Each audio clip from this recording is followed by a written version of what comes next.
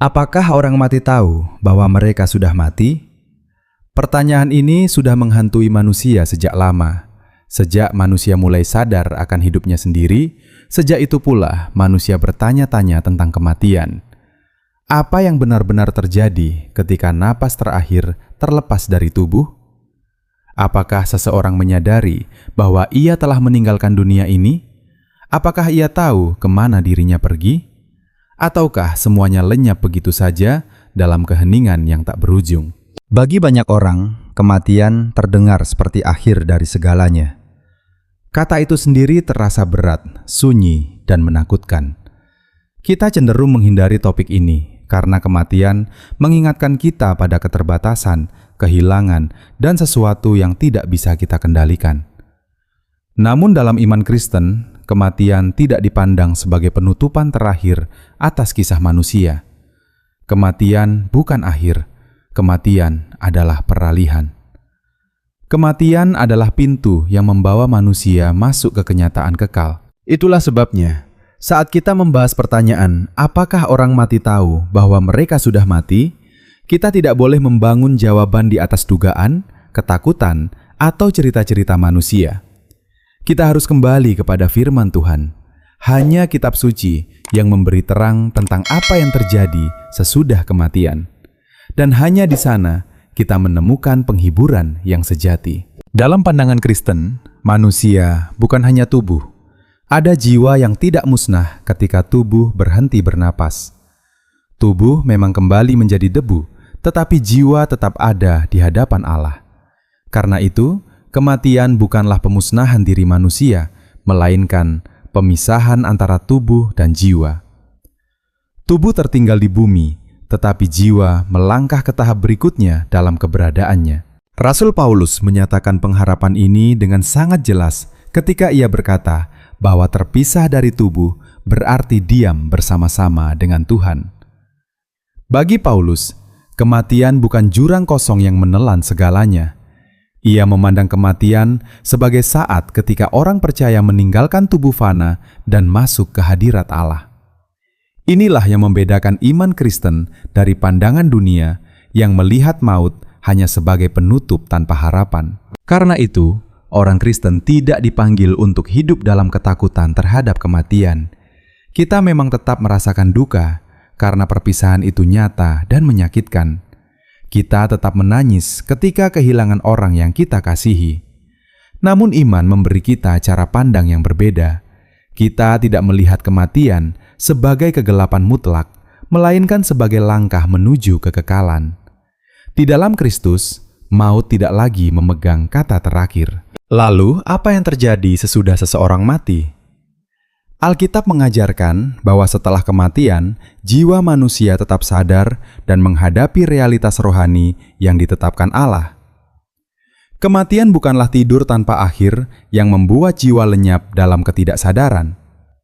Kematian justru membuka pintu menuju perjumpaan dengan kebenaran kekal.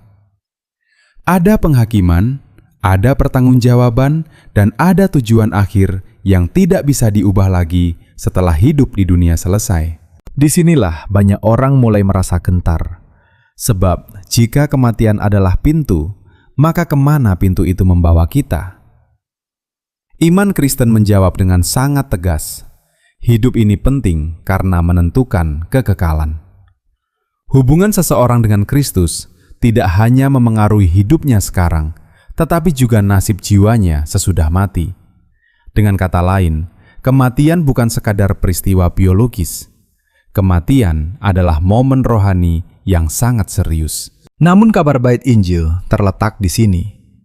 Yesus Kristus tidak hanya mengajar tentang hidup kekal, ia juga membuka jalan ke sana. Ia bukan sekedar menunjukkan arah, melainkan menjadi jalan itu sendiri. Melalui kematian dan kebangkitannya, Yesus mengalahkan dosa dan kuasa maut. Maka bagi orang yang percaya kepadanya, kematian bukan lagi hukuman tanpa harapan, tetapi jalan masuk menuju hidup yang kekal bersama Tuhan. Itulah sebabnya, jika kita ingin memahami apakah orang mati tahu bahwa mereka sudah mati, kita harus lebih dulu memahami apa itu kematian menurut iman Kristen. Jika kita salah memahami kematian, kita juga akan salah memahami segala sesuatu setelahnya. Tetapi, jika kita melihat kematian dalam terang janji Allah, maka kita akan mulai mengerti bahwa maut bukanlah penghapusan kesadaran, melainkan perpindahan menuju realitas yang lebih besar. Jadi, dasar pertama yang harus kita pegang adalah ini dalam iman Kristen. Kematian bukan akhir dari keberadaan manusia. Tubuh memang berhenti, tetapi jiwa tetap hidup. Kematian bukan lenyapnya manusia, melainkan peralihan menuju kekekalan. Dan karena Kristus telah menang atas maut, orang percaya tidak berjalan menuju kegelapan, melainkan menuju pengenapan janji Allah. Simpan kebenaran ini dalam hati. Kematian mungkin menutup mata jasmani, tetapi menurut Alkitab, kematian bukan berarti semuanya selesai. Justru dari sinilah misteri besar itu dimulai. Setelah kita memahami bahwa kematian dalam iman Kristen bukanlah akhir, pertanyaan berikutnya muncul dengan sangat alami. Apa yang sebenarnya terjadi pada manusia saat ia mati? Apakah semuanya langsung berhenti? Apakah jiwa memasuki kekosongan yang sunyi? Ataukah ada kenyataan yang langsung dihadapi begitu kehidupan di dunia ini selesai? Alkitab tidak membiarkan kita berjalan dalam gelap mengenai hal ini. Firman Tuhan memberi gambaran yang tegas bahwa kematian adalah awal dari babak baru, bukan penghapusan keberadaan. Ketika seseorang meninggalkan dunia ini, yang berakhir adalah hidup jasmaninya di bumi, tetapi jiwanya tidak berhenti ada. Jiwa bergerak menuju realitas rohani yang sudah ditetapkan oleh Allah. Dengan kata lain, kematian bukanlah kehampaan, melainkan peralihan yang langsung membawa manusia kepada nasib kekalnya. Dalam pandangan Kristen, sesudah kematian ada dua tujuan akhir yang sangat jelas: bersama Allah atau terpisah dari Allah. Surga digambarkan sebagai tempat persekutuan kekal dengan Tuhan, tempat damai, sukacita, dan kemuliaannya dinyatakan tanpa batas. Sebaliknya, keterpisahan dari Allah adalah keadaan yang penuh penyesalan, kegelapan, dan kehilangan yang tidak dapat dipulihkan. Alkitab berbicara tentang realitas ini dengan sangat serius, karena hidup sekarang adalah waktu untuk menentukan kemana jiwa akan menuju. Salah satu gambaran yang paling kuat tentang hal ini tampak dalam kisah orang kaya dan Lazarus. Ketika keduanya mati, masing-masing langsung berada dalam keadaan yang berbeda. Lazarus menerima penghiburan, sedangkan orang kaya mengalami penderitaan. Kisah ini menunjukkan bahwa setelah kematian, seseorang tidak berada dalam keadaan netral, tidak berada di ruang tunggu rohani, dan tidak berkeliaran tanpa arah. Ada kesadaran, ada pengalaman, dan ada kepastian tentang keadaan yang dijalani sesudah napas terakhir. Lalu, apa yang menentukan kemana seseorang pergi? Jawabannya bukan kekayaan, status, atau seberapa dihormatinya ia di dunia, melainkan hubungannya dengan Allah melalui Yesus Kristus. Iman Kristen menegaskan bahwa keselamatan bukan diperoleh karena manusia cukup baik, melainkan karena kasih karunia Allah yang diterima melalui iman kepada Kristus. Siapa yang percaya kepadanya dan hidup dalam pertobatan memiliki pengharapan hidup kekal. Siapa yang menolaknya tetap berada di bawah akibat dosa. Karena itu, kematian juga berkaitan erat dengan penghakiman. Setiap manusia akan mempertanggungjawabkan hidupnya di hadapan Allah. Ini bukan untuk menakut-nakuti, melainkan untuk menegaskan bahwa hidup sekarang memiliki bobot kekal. Setiap keputusan, setiap arah hati, setiap respons terhadap panggilan Tuhan, semuanya tidak sia-sia. Kematian bukan akhir dari pertanyaan moral manusia, melainkan saat ketika kebenaran Allah dinyatakan sepenuhnya. Bagi orang percaya, hal ini justru menjadi sumber penghiburan. Orang yang hidup di dalam Kristus tidak perlu menghadapi kematian dengan putus asa. Janji Tuhan menyatakan bahwa bagi mereka yang menjadi miliknya, mati berarti bersama dengan Kristus. Tidak ada keterlambatan, tidak ada keterasingan, dan tidak ada keadaan tanpa tujuan. Yang menanti orang percaya adalah hadirat Tuhan sendiri. Inilah sebabnya para rasul berbicara tentang kematian dengan nada pengharapan, bukan keputusasaan. Selain itu, kita juga perlu memahami bahwa ketika seseorang mati, tubuhnya memang ditinggalkan. Tubuh kembali ke tanah, sebagaimana manusia berasal dari debu. Namun, ini bukan berarti tubuh tidak penting. Iman Kristen juga mengajarkan bahwa pada waktunya Tuhan akan membangkitkan tubuh. Akan ada kebangkitan pada akhir zaman ketika tubuh dan jiwa dipersatukan kembali dalam keadaan yang dimuliakan bagi mereka yang ada di dalam Kristus. Jadi, kematian saat ini adalah tahap sementara menuju penggenapan yang lebih besar lagi. Pemahaman ini mengubah cara kita memandang hidup.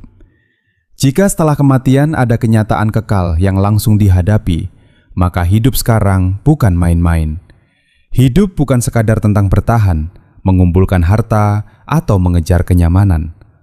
Hidup adalah kesempatan untuk mengenal Tuhan, berjalan dalam kehendak-Nya, dan mempersiapkan hati untuk kekekalan.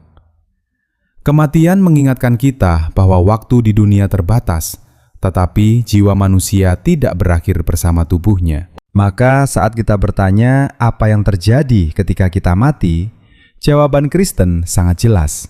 Jiwa tidak lenyap. Jiwa masuk ke keadaan yang nyata, sadar, dan kekal. Bagi orang yang percaya kepada Kristus, kematian membuka pintu menuju hadirat Tuhan. Bagi yang menolaknya, kematian menjadi awal dari keterpisahan yang mengerikan dari Allah. Karena itu, pertanyaan tentang kematian pada akhirnya bukan hanya pertanyaan tentang masa depan, tetapi juga pertanyaan tentang bagaimana kita hidup hari ini. Inilah kebenaran yang harus kita pegang. Kematian bukan penutupan, melainkan perpindahan. Dan perpindahan itu membawa setiap jiwa kepada tujuan yang ditentukan oleh responnya terhadap Kristus. Setelah kita memahami bahwa kematian bukanlah akhir dan bahwa jiwa manusia terus hidup setelah tubuh berhenti, pertanyaan berikutnya menjadi semakin dalam dan pribadi. Apakah orang yang sudah mati masih memiliki kesadaran? Apakah mereka mengetahui keadaan mereka? Ataukah mereka berada dalam kondisi tidak sadar, seperti tertidur tanpa mimpi? Banyak orang berpikir bahwa kematian seperti mematikan saklar. 1 detik kita hidup, berpikir, merasakan, dan menyadari segalanya. Lalu detik berikutnya semuanya lenyap. Tidak ada kesadaran, tidak ada ingatan, tidak ada pengalaman. Namun pandangan ini tidak sejalan dengan apa yang dinyatakan dalam kitab suci. Alkitab justru menunjukkan bahwa kematian tidak menghapus kesadaran manusia, melainkan memindahkannya ke dimensi yang berbeda. Salah satu gambaran paling jelas mengenai hal ini terdapat dalam kisah orang kaya dan Lazarus. Setelah kematian mereka, keduanya tidak digambarkan sebagai tidak sadar atau tertidur. Sebaliknya, mereka mengalami keadaan yang sangat nyata. Lazarus berada dalam penghiburan, sedangkan orang kaya mengalami penderitaan. Yang paling mencolok adalah kesadaran orang kaya itu. Ia bisa melihat, merasakan, dan bahkan berbicara. Ia tahu persis di mana dirinya berada dan apa yang sedang dialaminya. Kesadaran ini bukan sekadar samar atau kabur. Ia sadar sepenuhnya.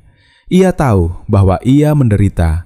Ia tahu bahwa Lazarus berada dalam keadaan yang lebih baik, dan ia bahkan mengingat keluarganya yang masih hidup di dunia. Semua ini menunjukkan bahwa setelah kematian, manusia tidak kehilangan identitas atau kesadarannya. Justru kesadaran itu menjadi semakin jelas karena tidak lagi dibatasi oleh tubuh jasmani. Selain itu, ada peristiwa lain yang sangat penting dalam Injil, yaitu saat Yesus dimuliakan di atas gunung. Dalam peristiwa ini, Musa dan Elia muncul dan berbicara dengan Yesus.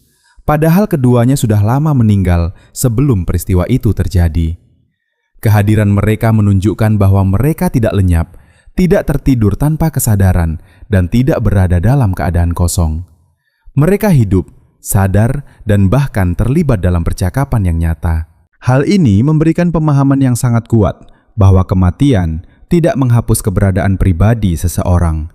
Identitas tetap ada, kesadaran tetap ada, relasi pun tetap mungkin terjadi dalam dimensi rohani. Orang yang telah meninggal tidak menjadi sesuatu yang tanpa bentuk atau tanpa kesadaran. Mereka tetap menjadi pribadi yang hidup dalam cara yang berbeda. Kitab Wahyu juga memberikan gambaran yang sangat jelas tentang kesadaran jiwa setelah kematian. Dalam penglihatan yang diberikan kepada Yohanes, ia melihat jiwa-jiwa orang yang telah mati karena iman mereka. Jiwa-jiwa ini tidak digambarkan sebagai tidak sadar atau diam. Mereka berseru kepada Tuhan, menantikan keadilannya. Ini menunjukkan bahwa mereka sadar akan keadaan mereka, sadar akan apa yang belum terjadi, dan memiliki kerinduan yang nyata terhadap rencana Allah. Kesadaran ini sangat penting untuk dipahami karena mengubah cara kita melihat kematian. Jika orang mati tidak sadar, maka tidak ada pengalaman, tidak ada pengharapan, dan tidak ada pertanggungjawaban. Namun Alkitab justru menunjukkan sebaliknya. Kematian membuka pintu menuju kesadaran yang berlanjut, bukan mengakhirinya. Rasul Paulus juga memberikan kesaksian yang sangat pribadi tentang hal ini. Ia menyatakan keinginannya untuk meninggalkan hidup ini dan bersama dengan Kristus. Ia tidak berbicara tentang keadaan tanpa kesadaran, melainkan tentang persekutuan yang nyata. Bagi Paulus, kematian berarti masuk ke dalam hubungan yang lebih dekat dengan Tuhan, bukan kehilangan diri atau kesadaran. Ini berarti bahwa bagi orang percaya, kematian bukanlah jatuh ke dalam kegelapan tanpa arti. Sebaliknya, kematian adalah langkah menuju kesadaran yang lebih dalam akan kehadiran Kristus. Tidak ada kebingungan, tidak ada kekosongan, dan tidak ada kehilangan identitas. Jiwa tetap hidup dan sadar, mengalami kenyataan rohani yang sepenuhnya nyata. Namun kebenaran ini juga membawa sisi yang serius. Jika kesadaran tetap ada setelah kematian, maka konsekuensi dari hidup di dunia juga akan disadari sepenuhnya. Bagi mereka yang hidup terpisah dari Tuhan, kesadaran ini bukan membawa damai, melainkan penyesalan. Mereka tahu apa yang telah mereka pilih dan mereka sadar akan akibatnya. Inilah yang membuat realitas kekekalan menjadi begitu penting. Dari semua kesaksian Alkitab ini, kita dapat menarik satu kesimpulan yang sangat jelas. Orang mati tidak kehilangan kesadaran.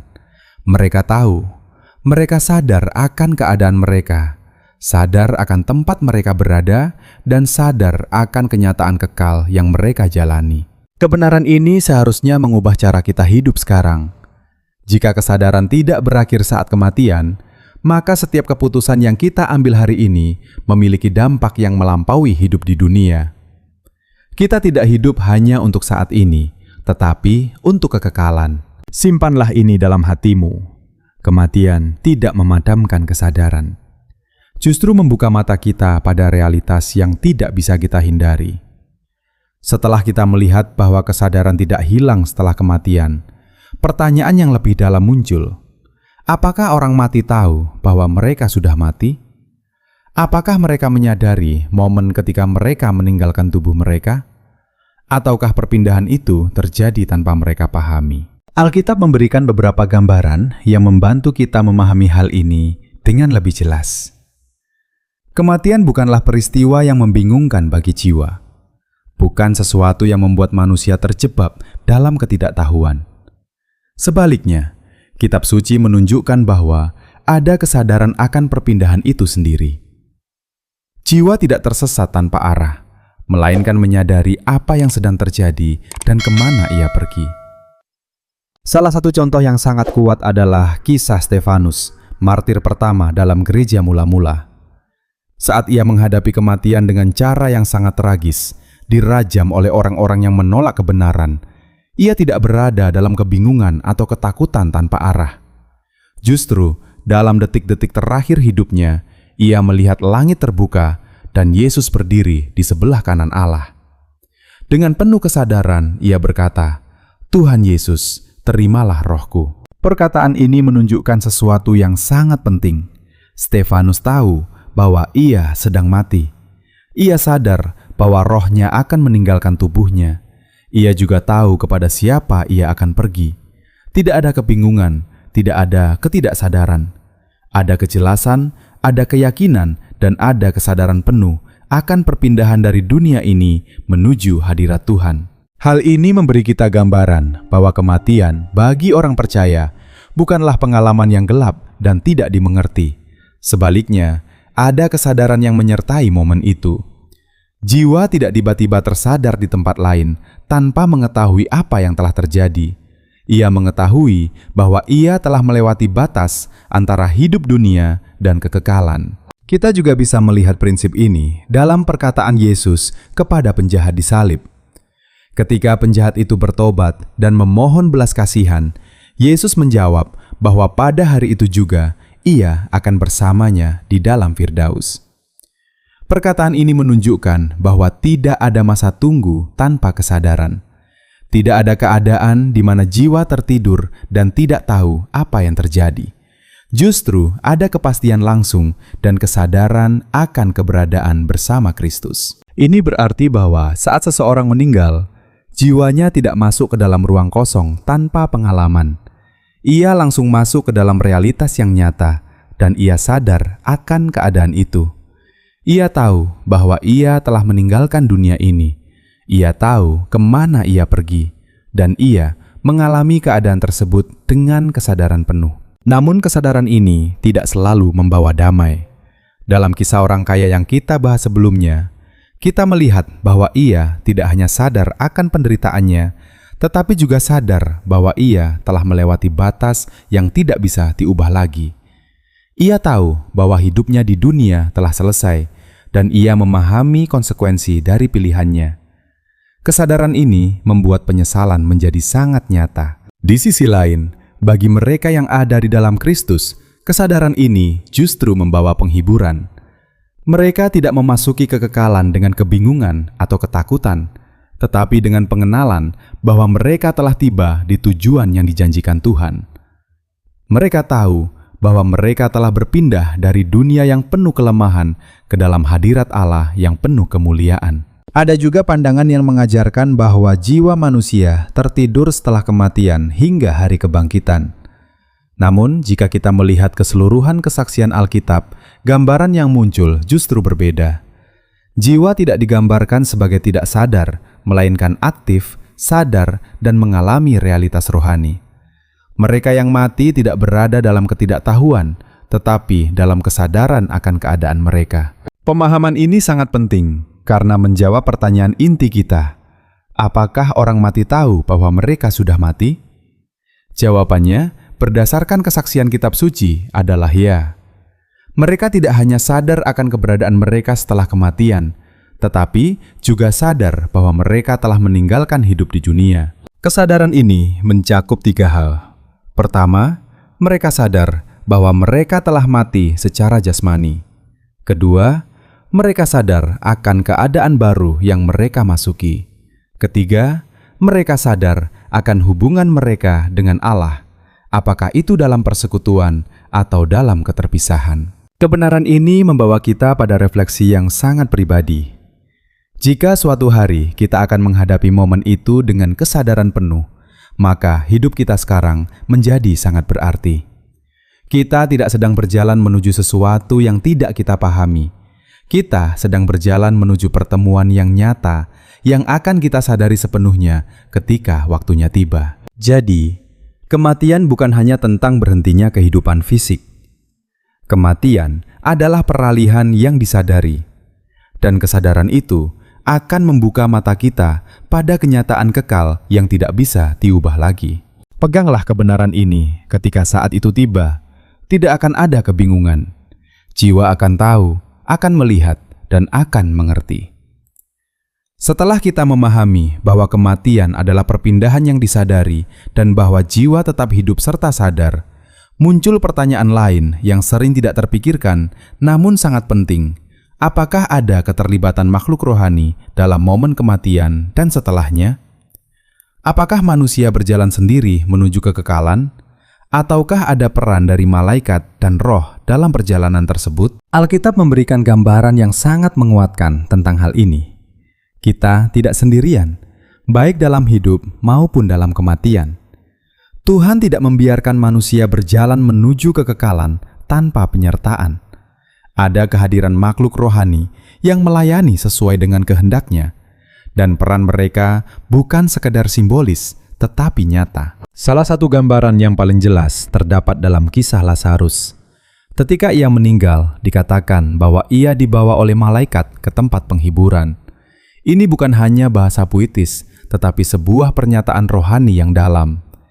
Ini menunjukkan bahwa pada saat kematian, ada keterlibatan langsung dari utusan Allah. Malaikat hadir bukan sebagai penonton, tetapi sebagai pelayan yang mengantar jiwa menuju tujuan yang telah ditetapkan. Hal ini memberi kita penghiburan yang sangat besar. Kematian bukan perjalanan yang sunyi dan sendirian. Bagi orang percaya, ada penyertaan ilahi yang nyata. Malaikat, sebagai hamba Allah, menjalankan tugas untuk menjaga, menuntun, dan bahkan mengantar manusia ke dalam hadirat Tuhan. Ini menunjukkan kasih Allah yang tidak berhenti bahkan pada saat terakhir hidup manusia di dunia. Namun peran malaikat tidak hanya dimulai pada saat kematian. Sepanjang hidup, Alkitab menyatakan bahwa malaikat juga diutus untuk menjaga dan melindungi umat Tuhan. Mereka bekerja di balik layar, seringkali tanpa kita sadari, menjalankan kehendak Allah dalam kehidupan kita. Dan ketika saat kematian tiba, mereka tetap hadir, melanjutkan pelayanan mereka hingga ke tahap berikutnya. Selain malaikat, Alkitab juga berbicara tentang roh orang-orang benar yang telah mendahului kita. Mereka bukanlah sekadar kenangan atau bayangan masa lalu. Mereka adalah bagian dari komunitas rohani yang hidup di hadapan Allah. Dalam gambaran tentang awan saksi, kita melihat bahwa mereka tidak terputus sepenuhnya dari kita. Ada hubungan rohani yang tetap ada, meskipun kita tidak sepenuhnya memahami bagaimana hal itu bekerja. Gambaran ini bukan berarti bahwa orang mati kembali ke dunia atau berinteraksi secara langsung dengan kita dalam cara yang kita bayangkan. Namun, Alkitab menunjukkan bahwa mereka tidak hilang atau terisolasi dalam kekosongan.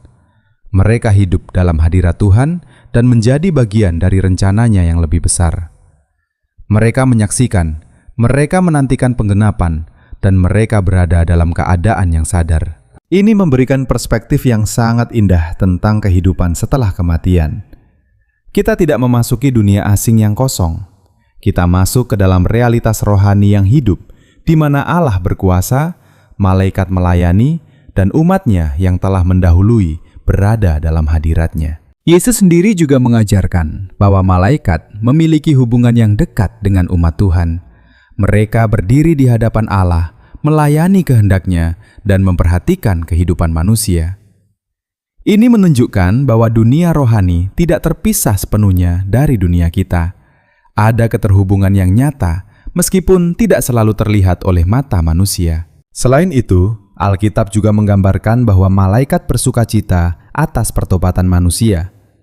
Ini berarti bahwa mereka tidak hanya hadir dalam kematian, tetapi juga terlibat dalam perjalanan keselamatan manusia. Mereka menyaksikan, mereka merayakan, dan mereka melayani dalam rencana keselamatan Allah. Semua ini menunjukkan satu hal yang sangat penting. Kehidupan manusia tidak pernah berjalan sendiri. Dari awal hingga akhir, ada penyertaan ilahi yang terus bekerja. Ketika kita hidup, Tuhan menjaga kita. Ketika kita mati, Tuhan tetap menyertai kita. Dan dalam proses itu, malaikat serta realitas rohani lainnya memainkan peran yang sesuai dengan kehendaknya. Bagi orang percaya, ini adalah sumber penghiburan yang luar biasa. Kita tidak berjalan menuju kematian dalam kesendirian. Kita tidak jatuh ke dalam kekosongan. Kita dipimpin, disertai, dan disambut dalam realitas yang telah dipersiapkan oleh Allah. Namun kebenaran ini juga mengingatkan kita akan keseriusan kehidupan. Jika ada realitas rohani yang aktif, jika ada tujuan kekal yang nyata, maka hidup kita sekarang bukanlah sesuatu yang sepele. Kita sedang berjalan menuju sesuatu yang besar, sesuatu yang tidak terlihat sekarang, tetapi akan menjadi sangat nyata nanti. Jadi, ketika kita memikirkan tentang kematian, jangan bayangkan perjalanan yang sunyi dan gelap. Bayangkan sebuah perpindahan yang dijaga oleh Tuhan, dipenuhi dengan kehadirannya, dan disertai oleh para pelayannya. Simpanlah ini dalam hati kita, tidak pernah sendirian, baik dalam hidup maupun dalam kematian. Tuhan menyertai sampai akhir dan bahkan melampaui akhir itu. Setelah kita melihat bahwa jiwa tetap sadar setelah kematian dan bahwa ada peran malaikat serta realitas rohani dalam perjalanan menuju kekekalan, muncul satu pertanyaan yang sangat menyentuh hati banyak orang. Apakah mereka yang telah meninggal masih mengetahui apa yang terjadi dengan kita yang masih hidup? Apakah mereka melihat kita, mengingat kita, atau bahkan peduli terhadap kehidupan kita? Pertanyaan ini sering muncul, terutama ketika seseorang kehilangan orang yang dikasihi. Dalam kesunyian, dalam kerinduan, seringkali hati bertanya, apakah mereka tahu apa yang sedang aku alami?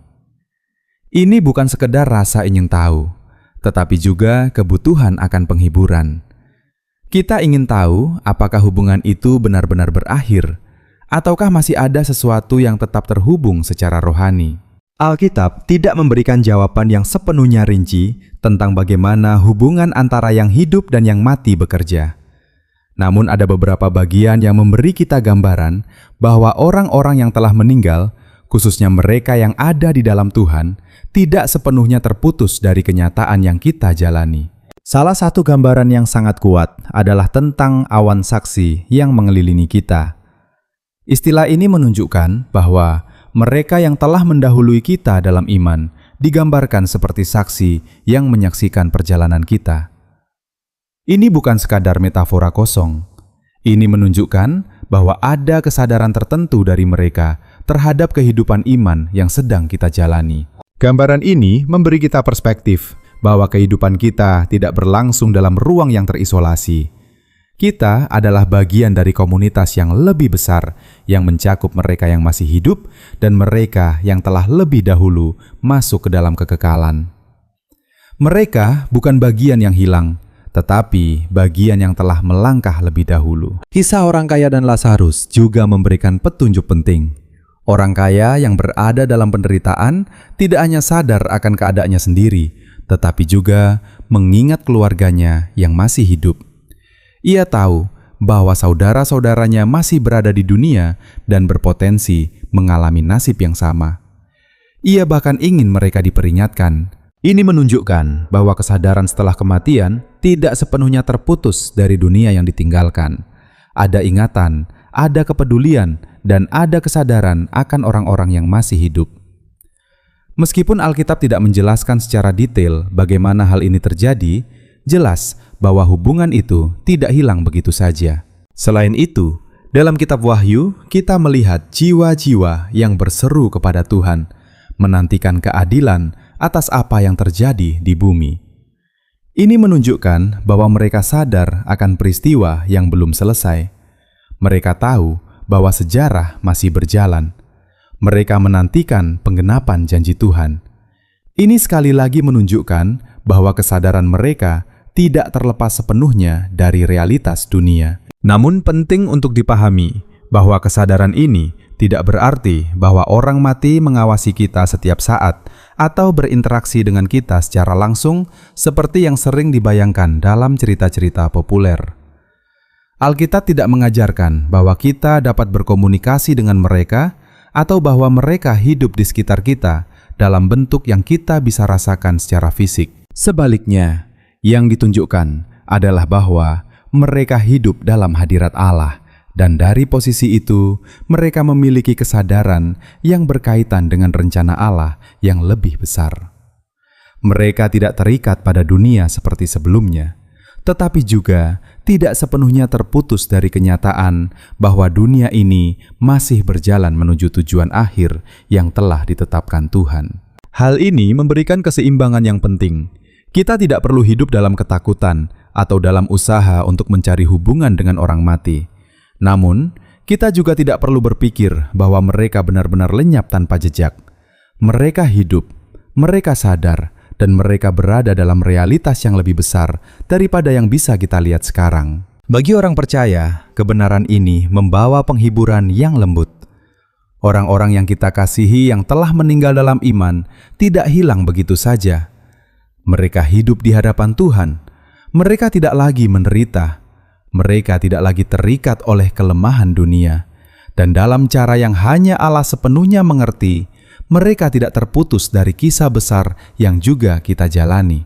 Pemahaman ini juga memberi kita dorongan untuk hidup dengan lebih sungguh-sungguh. Jika hidup kita disaksikan dalam konteks kekekalan, jika kita adalah bagian dari perjalanan iman yang lebih besar, maka setiap langkah kita memiliki makna. Kita tidak hidup hanya untuk diri kita sendiri. Kita hidup dalam sebuah kisah yang melibatkan surga dan bumi. Jadi, apakah orang mati mengetahui keadaan orang yang hidup? Alkitab memberi kita petunjuk bahwa ada kesadaran, ada ingatan, dan ada keterkaitan dalam rencana Allah. Namun, semuanya terjadi dalam kerangka kehendak Tuhan, bukan dalam cara yang dapat kita kendalikan atau pahami sepenuhnya. Simpanlah ini dalam hati mereka yang telah pergi tidak hilang, dan kita yang masih hidup tidak berjalan sendirian. Kita semua bergerak menuju tujuan yang sama di dalam rencana Allah yang kekal.